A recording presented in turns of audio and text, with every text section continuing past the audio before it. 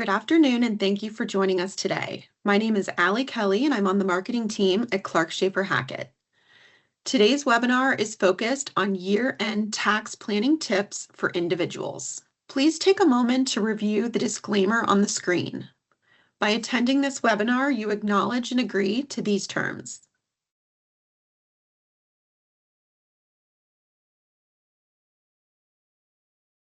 Now, with those housekeeping items out of the way, I'd like to introduce our moderator, Brendan Walsh. Brendan is the CSH tax leader and a shareholder who specializes in tax consulting for businesses and their owners. His work focuses on strategic tax planning to minimize tax exposure, specializing in fixed asset strategies, depreciation, cost segregation, and tangible property regulations in the construction and real estate industries. Brendan has worked with companies ranging from startups to billion-dollar publicly traded entities. I'll pass it to Brendan to introduce our presenters and kick things off. Great. Thanks, Allie. Welcome, everyone, and good afternoon. Again, my name is Brendan Walsh, and it's a pleasure to speak with you all today. I want to first thank you all for joining us and welcome you to the first of our two year-end tax planning webinars. Of course, today's webinar focuses on year-end tax planning for individuals. Now, on Wednesday, December 10th, we will be hosting our year-end tax planning webinar for businesses. If you haven't yet registered for that event and would like to, there's a link at the end of the presentation where you can register for that business event. And with that, I'd like to introduce our first presenter. Mark Gaudette is a shareholder with the firm and serves as an advisor to corporate executives, high net worth families, and closely held businesses and their owners. He assists clients with their income, estate, and gift taxation planning, as well as compliance matters. Mark is a senior member of both the firm's personal wealth planning and executive assignment groups, which specialize in asset planning strategies. Our next presenter is Diana Mitchell. Diana is a senior manager with a broad range of knowledge that allows her to advise clients on a variety of tax issues and transactions they may encounter when making financial and business decisions. She provides tax compliance, planning, and advisory services for individuals and businesses. Diana earned her designation as a certified specialist in estate planning and specializes in providing services for trusts and estates. Our final presenter is Larry Powell. Larry is a shareholder with the firm and is an estate, gift, and trust tax specialist. Larry's specialties include income tax planning, estate planning, and business succession planning. He's also a member of the firm's tax committee, ensuring the overall quality control of the firm's tax practice. Income tax preparation and planning are critical to preserving wealth, and Larry has over 24 years of experience working with individuals and business owners in this capacity. So before I turn it over to our presenters, just want to run through what the agenda is for today. So we've got a lot to talk through, and we'll start with kind of some year-end planning basics, and then we'll dive into the one big beautiful bill, which we've heard a lot about, and there's a lot in there. So we'll want to make sure we touch on a number of things there, talk through existing law updates and strategies, and then finally we'll go through a year-end checklist. And then, time permitting, we will answer any questions that we can on the presentation today. But we are looking. This is an hour presentation, so we'll fit in as much as we can within this hour. So next we have our first polling question.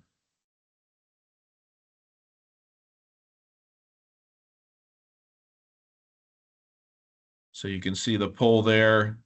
Are you confident in how to make the most of your itemized deductions so you aren't wasting them? Yes, I have it covered. I'm somewhat confident, or no, I could use some help.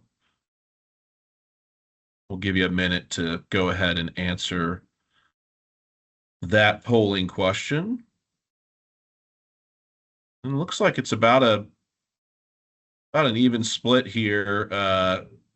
About 42% saying yes, I have it covered, and 45% saying I'm somewhat confident, and about 15% saying I could use some help. So I think this discussion today will certainly benefit those that are in the last two buckets, and maybe even provide some insight to those that may be in that first bucket, that have it covered. So with that, I will go ahead and turn it over to Mark Gaudette to begin the discussion. Brandon, thanks. Good afternoon, everyone. In order to start the presentation, we're going to talk through a couple of items when we think about year-end planning. So we moved this webinar forward, several weeks. Historically, we've done this in December as we approach the end of the year. But what we have this year is we have some certainty on tax legislation with the passage of the One Big Beautiful Bill Act that was passed on July 4th of 2025. So we don't have to guess what 25 and 26 are going to look like from a tax regime, and so therefore we can get into the materials as presented. When we talk about year-end tax planning, we always talk about the timing of income and deductions, and I think when I looked at the poll answers of about 41% that was somewhat confident that they had the itemized deductions down. There's been some modifications to itemized deductions that start here in tax year 2025.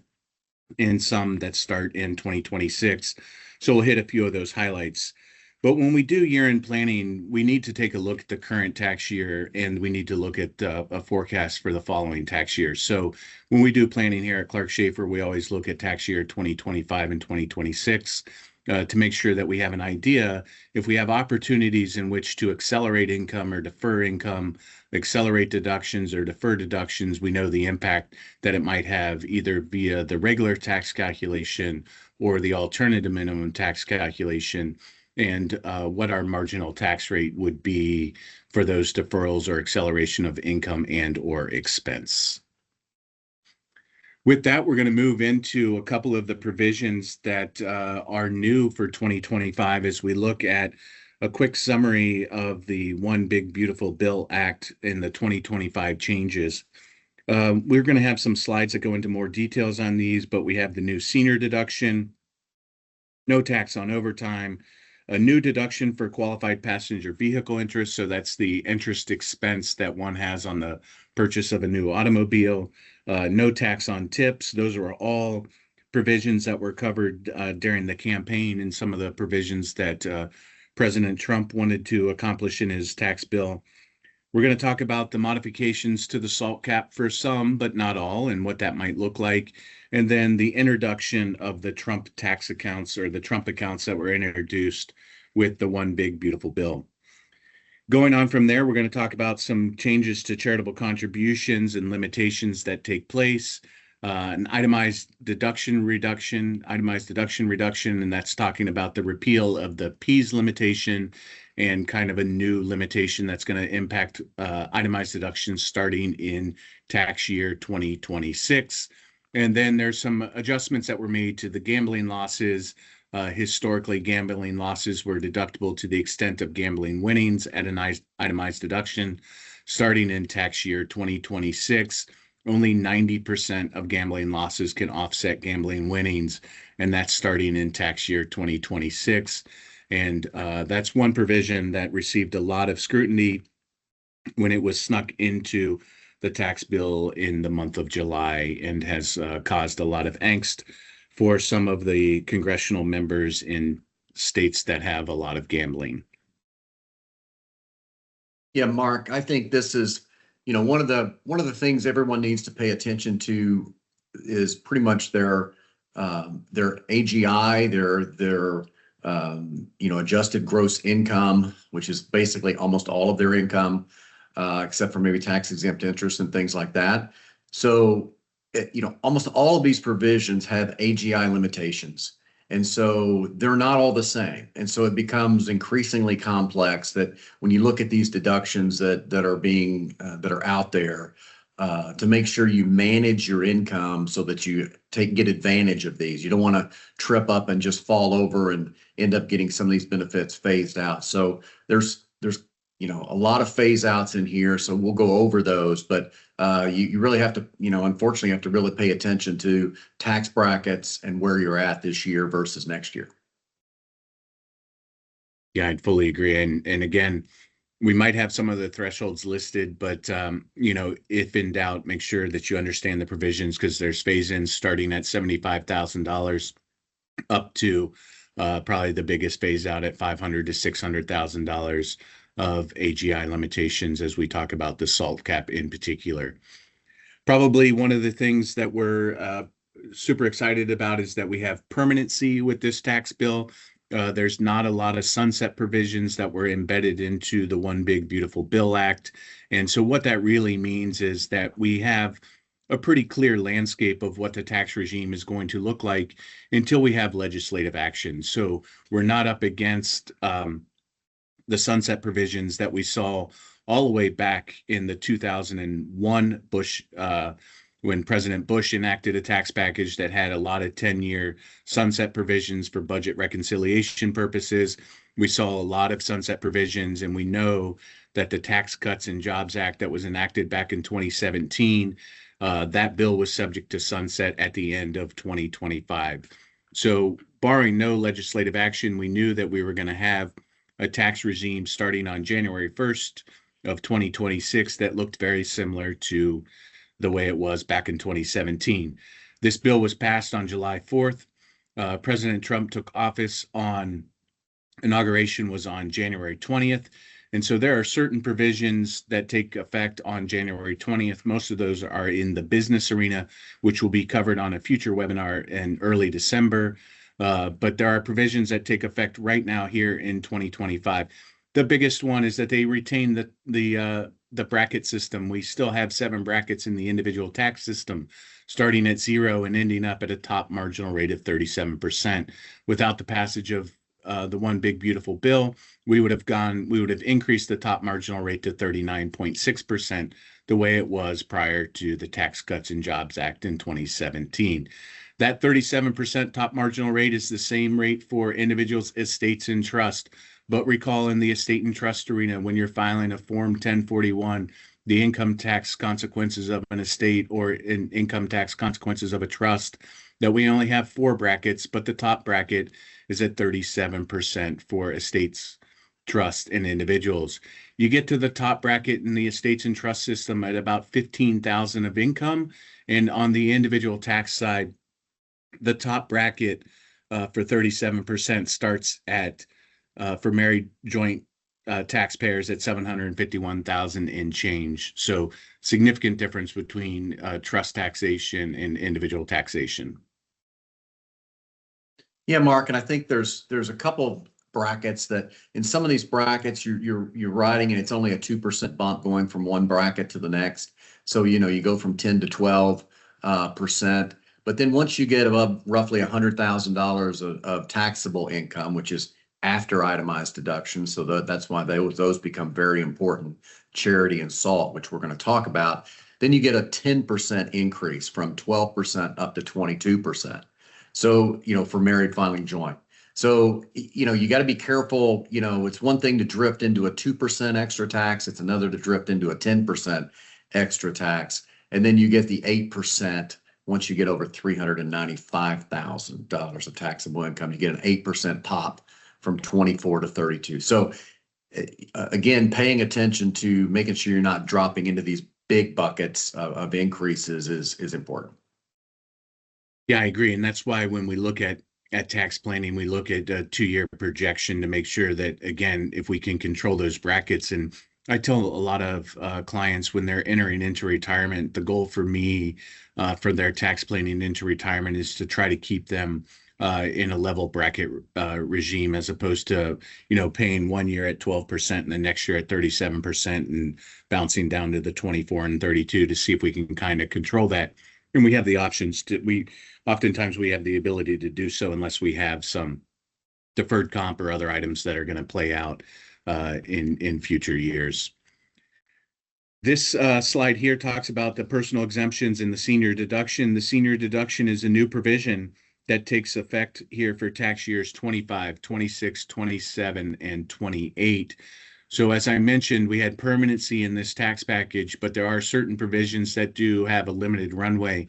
The senior tax deduction is one of them. It's a 4-year run.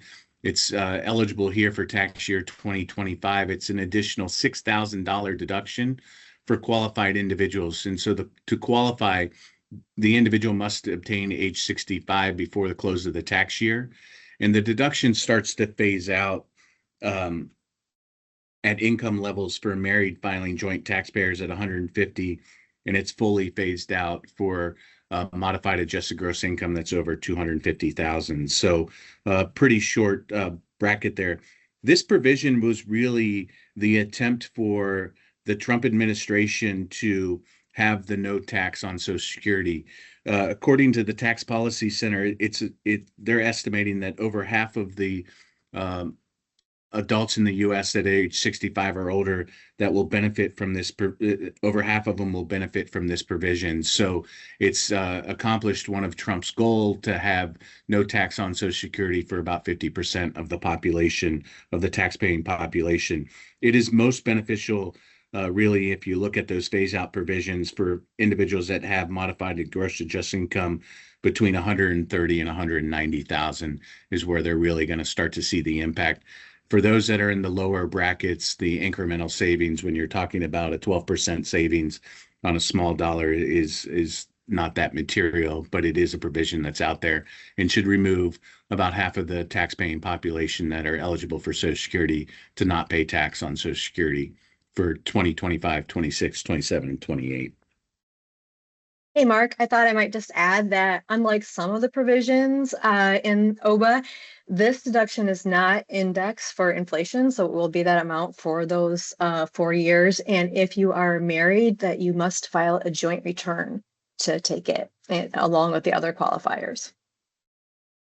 And in addition to that, thanks, Diane. In addition, it's also in addition to itemized deductions. So if you can either benefit from this if you're taking the standard or itemized, it's an additional deduction.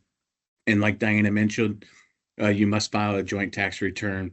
And you'll see that joint tax return requirement on several provisions as we think about some of the new provisions that were enacted with the One Big Beautiful Bill. The next slide is going to talk about a limitation on itemized deduction. This really, the Tax Cuts and Jobs Act temporarily repealed the PEAS limitation. For those that you remember, this was a 3% reduction that occurred on your itemized deductions if you were over a threshold amount, and you would start to see your itemized deductions being reduced up to 80% reduction in your itemized deduction. That was repealed, temporarily repealed, back in 2017. The One Big Beautiful Bill Act made that a permanent repeal. And so that's a nice provision that they eliminated that 3% haircut on folks that were climbing up the tax brackets. But they enacted a new provision that limits the deduction on your itemized deductions starting in tax year 2026. So we're covering this slide now because it's not going to have an impact per se on your year-end planning for 2025, but it might, because if I'm thinking about taking advantage of increased charitable contributions, and I'm in that 37% tax bracket, and I want to make sure that the tax benefit that I receive is 37 cents on the dollar, I'd want to make sure that I take advantage of those increased charitable contributions or other itemized deductions in tax year 2025. Starting in 2026, the itemized deductions will be reduced by 2/37, so the lesser of the amount of itemized deductions or the amount of taxable income that exceeds the dollar amount at which the 37% bracket begins. Wow, what does that mean? Really, the intent of this provision is that itemized deductions starting in tax year 2026 receive a benefit, a tax benefit no greater than 35 cents on the dollar. So it's really limiting your itemized deductions to 35 cents on the dollar, even so if you're in the 35% bracket, your marginal rate's 35%. If you're in the 37% marginal tax bracket, then your itemized deductions are only going to receive a benefit as if they were at 35%. So a haircut for itemized deductions starting in tax year 2026. So full repeal of the PEAS limitation, but an introduction of a new provision that's going to take effect in 2026. So when we're doing year-end planning, here in 2025, we're looking at this provision and say, do we have the ability to bunch maybe some charitable contributions, maybe some medical expenses and such prior to the end of the year? We have about 45 days left in the year, so there's plenty of time to do planning. And that's one of the reasons that we wanted to move this webinar a little bit forward on the calendar.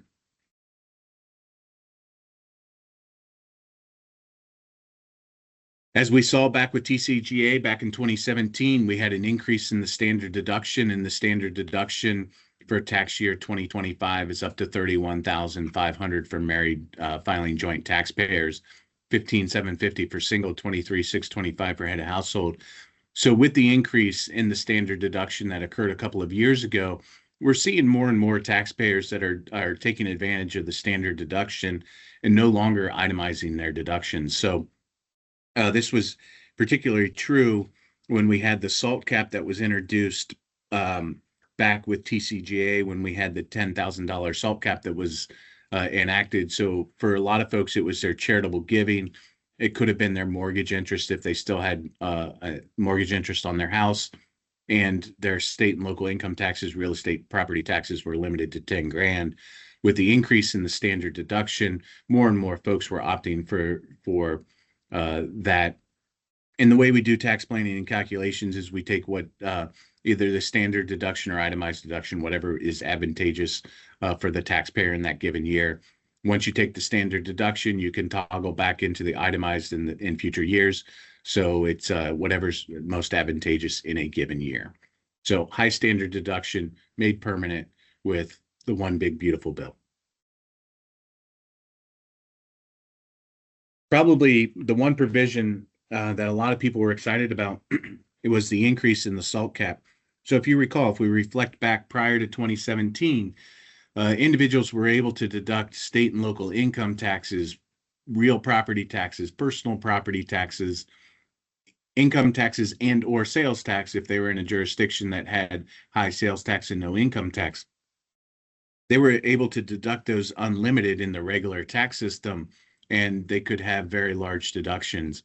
And so back in 2017, they put a cap on the amount of deductions that are available for line 10 of your itemized deductions, which is your state and local tax deduction and real property taxes, and it was capped at $10,000.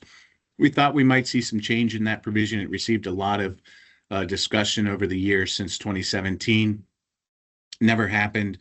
But what happened here with the passage of the One Big Beautiful Bill in July of 2025 is that they increased the SALT cap to $40,000 starting in tax year 2025. This again is a limited run. It's for tax years 25, 26, 27, 28, and 29. The cap will be indexed for inflation increasing 1% every year, so a small increase every single year. The watch out here is that the deduction phases out for taxpayers with AGI in excess of $500,000, and it's fully phased out, but no lower than $10,000. So you're going to have a floor no lower than $10,000 at adjusted gross income at $600,000. So the benefit here is if your adjusted gross income is $550,000, you'll have a 30% reduction of your SALT cap. So if your AGI was $550,000, you would reduce your SALT cap from $40,000. It would be reduced by $15,000. So you would actually get a $25,000 SALT cap, assuming that you had enough state and local income taxes, personal property taxes, and real estate taxes. Again, if you do the calculation, 30% of that limit in the $100,000 range is $30,000. So it's fully phased out, but at a floor of $10,000 that's going to take place. Again, this provision is effective starting here in tax year 2025. So this changes a little thought on the year-end planning. So in the past, prior to 2017's Tax Cuts and Jobs Act, we were looking at maybe prepaying some state and local income taxes. We were looking at possibly accelerating the payment of our one half of our real estate taxes, or maybe a full year. So those items are still in play here as we go back to what I would call more traditional tax planning starting in 2025. It's been said that if you don't take advantage of this deduction, that really and you have the ability to, but we manipulate income maybe through a Roth conversion and don't think about proper planning, that we could drive our marginal tax rate up to 45%. So this is a pretty valuable deduction if we're in that range of 500,000, that we want to make sure that we manipulate it. So we might be able to take advantage of it in 25, maybe 26, maybe we don't in 27, 28. So there's a lot of planning that goes around this if we have the ability to control the timing of our income. Larry, Diana, do you have any thoughts on this? Yeah, I got a few. I think this comes back to, the traditional planning of, year end, do we accelerate, Ohio or local estimated income tax payments in December versus January? Do we prepay real estate taxes? This is not a permanent, it's only 4 years. So I think you get a permanent savings if you can accelerate. If you accelerate every year for 4 years, if you miss it this year, it's permanent. You're not going to recapture that. So especially if you're getting close to that, if you're getting at the 40,000 cap. I mean, if you're not at 40,000, maybe doubling up isn't as big of a deal. But so I think there's a lot of planning that can go with this, because I think it's even more valuable than it was a few years ago when we had a lower AMT, threshold, which created an alternative minimum tax at a lower level, which, which basically added back any income tax to, state and local income tax deduction. So, you didn't get as much benefit, you'd be, as you can now. So I think there's a lot of opportunities here.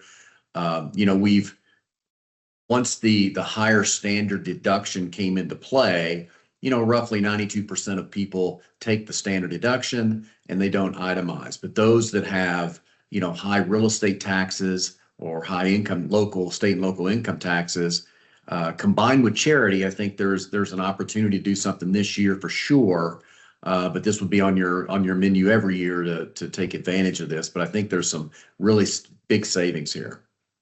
Yeah, and Larry hit it on the head, and the watch out with the alternative minimum tax. I mean, the alternative minimum tax is still in play, and that's the parallel tax system that we have here in the U.S. that us as tax professionals run those calculations behind the scenes for a lot of clients, and we just need to make sure that the planning provision works correctly, and that if we're going to pay more in with our SALT deduction, we could be possibly giving it away with the alternative minimum tax. We just need to make sure that we're checking to see that we didn't trigger alternative minimum tax. I might just add too, though, we're talking about individuals today, but for those trusts and estates filing 1041s, this cap also can be applicable to those. So just another area to be looking at, are we maximizing that deduction starting in 2025, as Larry was mentioning, for anyone filing a trust and estate 1041 income tax return? Excellent point. And the silver bullet, again, AGI in excess of 500,000. If you think about the tax brackets, the 35% tax bracket starts with taxable income of 501,050 for 2025. So it's right on the cusp of those that are in the 32% bracket and pushing up against the 35% bracket. The next slide talks about a couple of. Oh, Mark, real quick. My bad. So we've got a quick polling question to throw in here for folks. This is our second polling question. Are you comfortable with tax management strategies such as Roth versus 401k deferrals, Roth conversions, or charitable distributions from your IRA? Go ahead and take a few minutes to answer that.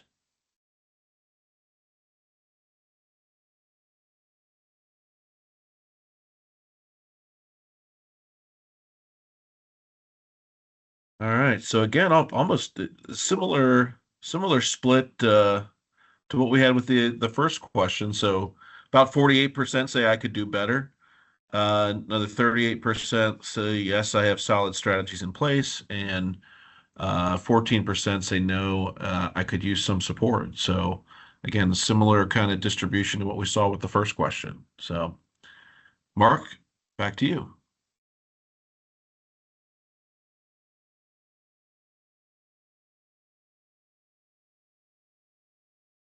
Oh, Mark, you are muted. Yeah, you guys missed a lot of great points. Sorry about that. So first time on a webinar, but we're going to go into the home mortgage interest deduction. So if we recall back with the passage of TCJA back in 2017, they put a limitation on the amount of home acquisition indebtedness, and they put that cap at $750,000 of borrowing on your primary or secondary residence. Prior to December 15th of 2017, that limit on your primary and secondary residence for home acquisition and indebtedness was up to $1 million. So they decreased that down to 750. They made that permanent with the One Big Beautiful Bill Act. And they also made permanent the exclusion of interest on home equity indebtedness. So prior to TCJA, if you recall, you could borrow up to $100,000 as home equity indebtedness levered by the property and use that to buy a car or personal items, and that interest was deductible.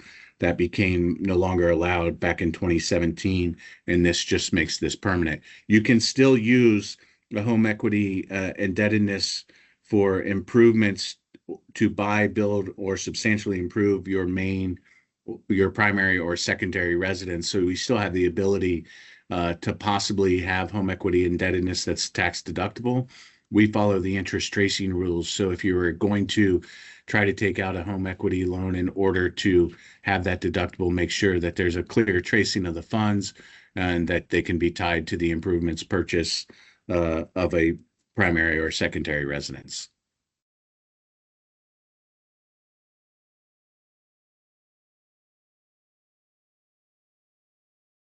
One could argue that there were some very favorable provisions for charitable contributions with the One Big Beautiful Bill, and all of these take effect in January 1st of 2026.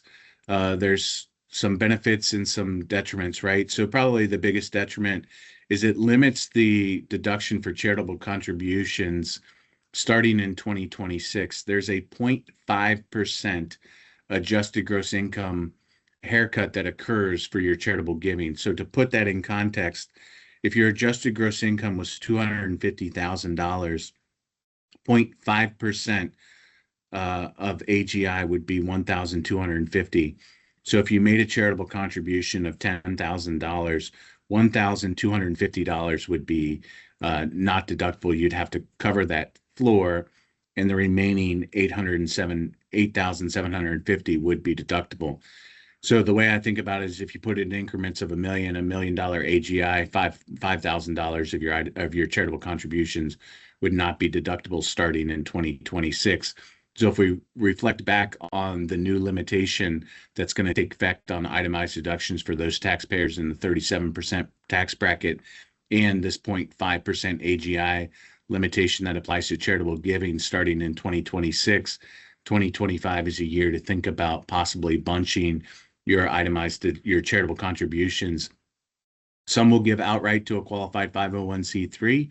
Others might choose to use a donor advised fund, and all of these would be eligible for appreciated securities. So if you have a stock position that's publicly traded that you've held longer than a year, so it would be qualified as long-term capital gains property, you get a fair market value deduction for your contribution, and you don't have to recognize the unrealized gain that's embedded into that position. Appreciated security contributions are limited to 30% of AGI from a threshold standpoint, but the other benefit is that they've retained the 60% AGI limitation for cash contributions. So if you had $1 million adjusted gross income, you could contribute cash of up to $600,000 to a qualified 501c3. So that increase from 50% to 60% that happened with TCJA was made permanent at 60%. So cash contributions to qualified 501c3s can be very powerful. The other thing that they added was a non-itemizer charitable contribution deduction starting in January of 2026 of up to $2,000 for married filing joint, $1,000 for single taxpayers. The catch with this is it has to be a cash contribution and it has to be to a qualified 501c3. So if we reflect back a couple of years during TCJA, phase in, phase out of a provision, it started at 300, went to 600. It was only in play for a couple of years. They've now made this permanent starting in 2026 for non-itemizers, cash contributions to qualified 501c3s $2,000 deduction for married filing joint, $1,000 for single taxpayers. The other provision that's not on that slide that I would talk about real quick is remember that you can make qualified charitable distributions from your IRA for those that are age 70 and a half and older. The qualified charitable distribution limit for tax year 2025 is $108,000, and that can offset your RMD for those that are in RMD status or that have entered the required minimum distribution status of your qualified plans and IRA assets. But the qualified charitable distribution is a very powerful tool that can be used for those that are age 70 and a half or older. Recall that the distribution has to go directly from your IRA to the qualified 501c3. So the check cannot come to the taxpayer. It goes directly to the qualified 501c3 charity. Mark, Larry, I think this is, anything? Yep. yeah, I think this is, the playground for itemized deductions is SALT and charity. It used to be, prior to the SALT cap being raised, it was just charity. But now we've got SALT and charity for those that are AGI, that are allowed under the AGI limit. So I think, when we talk about traditional planning, it's, you want your itemized deductions. You don't want to waste itemized deductions. So if your standard deduction, and it's 31,500, you don't want to have charity at a certain level and taxes at a certain level where your itemized deductions are just at 31,500. You want to spike up through that in certain years, and then you can let it drag lower if that's available to you, and take advantage of the higher standard deduction in the next year. So you may want to, and maybe taxes aren't. You can accelerate those, but then you can spike your charity in 1 year.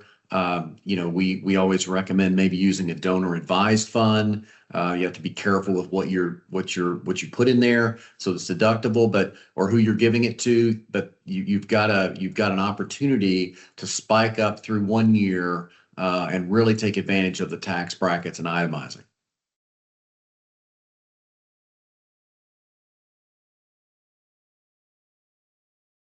Quick slide on miscellaneous itemized deductions that were permanently repealed with the one big beautiful bill. Investment expenses, those are your fees for your investment advisors, tax preparation fees, unreimbursed employee business expenses, and certain legal fees. Those were permanently repealed with the passage of the one big beautiful bill. We've been under this regime since 2017. A new provision that takes effect for tax years 25 through 2028, so a 4-year run, is the ability to deduct up to $10,000 of interest on the purchase of a brand new vehicle. It's got to be under 14,000 pounds, and the final assembly must occur in the United States. It's subject to a phase out. So for single taxpayers, it's phased out between 100 and 150,000. For married filing joint, it's phased out between 200 and 250,000. This is somewhat of a limited benefit. I think there's a little bit of a win here in this provision, but I don't think it really has a significant tax impact because of the phase out being so low and really, a limited amount of interest that can be deducted in a given year. Got one quick slide on the alternative minimum tax. As we said before, it's still in play. Under the Tax Cuts and Jobs Act, it was increased to $1 million exemption, which took a lot of people out of the alternative minimum tax starting back in 2017. That exemption amount was increased every single year. It was scheduled to be $1,252,700. This is more of a tax geek thing, and how that exemption interplays and whether or not a client is subject to the alternative minimum tax. They've reset that exemption amount back to $1 million. So we might start to see more taxpayers creep into the alternative minimum tax. I had a lot of taxpayers that were subject to the alternative minimum tax prior to 2017. $1 million is a nice threshold, but I think we're going to start to see a few more individuals creep into the alternative minimum tax. The tax planning when you're in alternative minimum tax compared to paying tax under the regular tax regime is different. and we just need to watch out and make sure that we plan accordingly, and understand what our marginal tax rate is for the next dollar of income that's added into the equation. We got a couple of slides on two of the campaign promises: no tax on tips, no tax on overtime. These have a very limited run. They're tax years 25 through 28. They are subject to phase out limitations. They are below the line deductions. So what that means, it's not taken into consideration for the calculation of your adjusted gross income. It's after your adjusted gross income. So when we say that they're below the line for most states in which our clients live, Ohio and others, their state tax calculation starts with federal adjusted gross income. So this would not be a deduction for state tax purposes unless there's an agreement made with that specific state. Payroll tax is still applied, so it's just federal tax. So it's not getting a taxpayer out of Social Security and Medicare taxes, and it should be subject to state and local income taxes. Very limited. It has to be in specified professions, and the IRS came out with guidance a month or so ago that listed these are the types of enterprises and businesses in which are accustomed to providing tips. And what you'll see starting in tax year 2026 is some modification to the Form W-2 that will start to list a job classification or clarification starting in 2026. The IRS came out a week or so ago and said that they're not going to make modifications to the 2025 W-2s. They want employers to make their best effort to comply with the rules, and you'll get some level of a penalty foot fault here in 2025, but enforcement will really start in 2026 with job classifications, making sure that they're coded properly. So employers that have employees that have tips, I think it's still the same regime. They're reporting the tip income, and I think the enforcement and the guidance will be a lot clearer starting in 2026, but this provision came in 25. We've had a government shutdown. We've had limited resources at the Internal Revenue Service for a period of time as they slowly phase back into operations. They just don't have the time to get these modifications made to have the opening of the 2025 tax season in late January of 2026. Yeah, Mark, they're still trying to figure this out. All the technical, details as far as, like the service lines, just saw what, mandatory gratuities aren't eligible. So if you have a table of 6 and it's, mandatory gratuity of 20% or whatever, that's not eligible to be tax exempt for the employee, unless they can, can change it. But if it's mandatory, it's not included. So, and it depends on where, performers, if they're performing in a restaurant versus in a performance hall. I mean, there's so much, detail, nitty gritty detail. So anybody that's in this industry really needs to dig in to make sure that, it's qualified or not. I would agree. And the next slide talks about no tax on overtime. Again, kind of similar phase outs provisions that are out there. So I would encourage folks that if you're in a profession that's getting overtime, and it's the overtime increment, if you're getting paid time and a half over a base amount, it's that halftime that would be eligible for the deduction. Just work with your tax professional to make sure you understand the provisions and whether or not that's going to have an impact on your 2025, 26, 27, 28 tax returns. So seek the specific guidance, let them know what you're doing, see if it falls into buckets and whether or not you'll qualify for those deductions. But as Trump talked about on the campaign trail, no tax on tips, no tax on Social Security, no tax on overtime. He accomplished that for some, but not all. Quick slide here on 529 accounts. We talked a few years ago about the fact that you could start to use 529 plans for K through 12 expenses. And it was limited to $10,000 starting on January 1 of 2026. That $10,000 becomes $20,000 for K through 12 expenses. They also expanded the list of qualified expenses that were available. And so there's more expenses that can be used when you're taking monies from 529 plans. And so I think they've made them a little bit more flexible and just expanded what you can use these accounts for. Okay, we have a polling question here, Mark. Ethan, if you could launch that polling question. All right. How do you currently manage your taxes? Go ahead and answer that question. And for purposes of time, we've only got about 15 minutes left. I'm not going to discuss the results of that. Go ahead and answer that question, and we'll go ahead and continue with the presentation. Mark? Mute button, Mark. Part of the one big beautiful bill was this new provision called the Trump accounts, which allows for tax deferred investments for children. You can only defer up to $5,000 per year per beneficiary until the child reaches the age of 18. I think, if I were to look at savings for children, I would really look at a 529 plan first. I think the Trump accounts are they're available. I think they're a little gimmicky in my opinion, but they're out there, and there's very limited. There's not a lot of flexibility in these accounts, and the real question becomes, how are these going to be treated for estate and gift tax purposes? Because there's no distributions allowed to the beneficiary until they reach the age of 18. So is that eligible for an annual exclusion gift, or are they barred from making annual exclusion gifts by funding Trump accounts? They also talked about that the government for newborns would put $1,000 into an account. It's undetermined whether or not that will actually happen through a credit mechanism on the tax return. You put in the $1,000, maybe you get a credit on your tax return. It's unclear how those provisions will work yet. The Trump accounts exist. They're out there. I think we're going to see a limited run on these, in my opinion.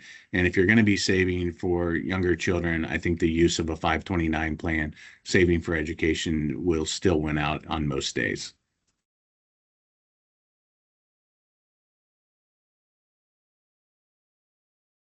Our colleagues are going to do a seminar coming up in December on business for business owners, but and businesses. But the qualified business income deduction, the 20% deduction for qualified business income, was retained as part of the one big beautiful bill, just extending the provisions that were enacted back in 2017.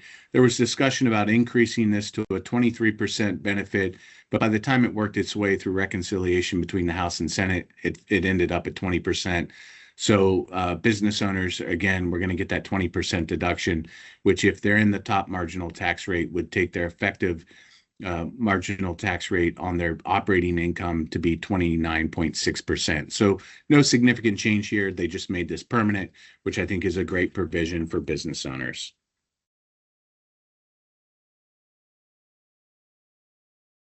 As we talk about ways to defer income, I mean, one of the opportunities that people have, obviously, if we're looking to reduce our adjusted gross income, reduce our taxable income, we have retirement planning opportunities, either through qualified retirement plans through employers or self-employed with the 401ks and the 403bs.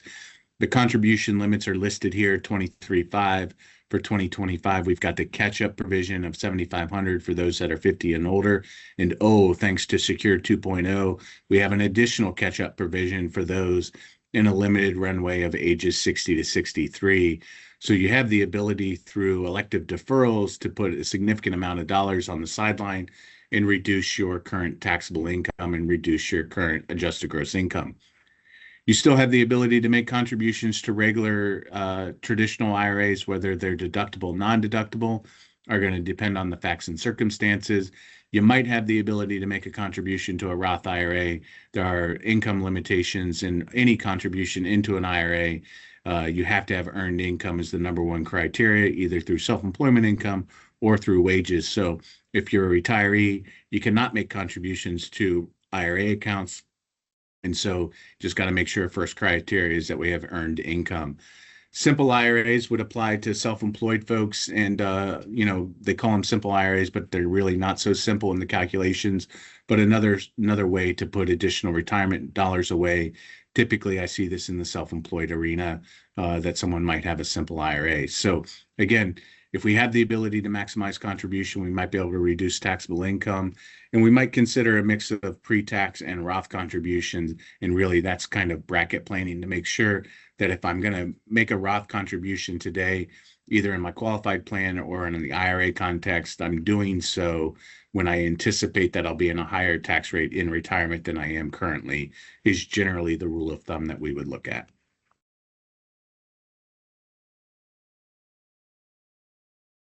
We spent a lot of time in the past about Roth conversions, and I think here is multi-year planning. You want to make sure you're working with your tax advisor. You want to understand what your marginal tax rate is. We want to make sure the interplay with that new increase in the SALT cap. Am I going to be able to take advantage of an additional SALT cap deduction, maybe up to $40,000? And what does that look like? And what is my marginal tax rate going to be on the conversion? So Roth IRAs, as we know, are tax deferred, and the income is tax free to the owner. And we have a 10-year opportunity to stretch that IRA to non-spousal beneficiaries. There's no required minimum distributions with Roth IRAs. So if you're contemplating a Roth, I think it's more of a bracket play and understanding your long-term objectives. We wouldn't want to do Roth conversions if we're going to think about using our IRA to fund charity either during our lifetime with the effect of qualified charitable distributions, or if we were going to name a charity as the beneficiary of our retirement plans or IRA assets. No reason to pay tax on something in which you or your family are not going to benefit from specifically. Yeah, Mark, lots of opportunities with Roth, especially if you find yourself in a, post-retirement, your income has dropped dramatically. You don't want to waste you have to look at tax brackets for the next couple of years, but you don't want to waste lower brackets if you're eventually going to end up in a higher bracket. Maybe you'll be in a low bracket for a long period of time. But if you've got a low bracket in 1 year and you're going to be back in a high bracket, you don't want to waste those lower brackets.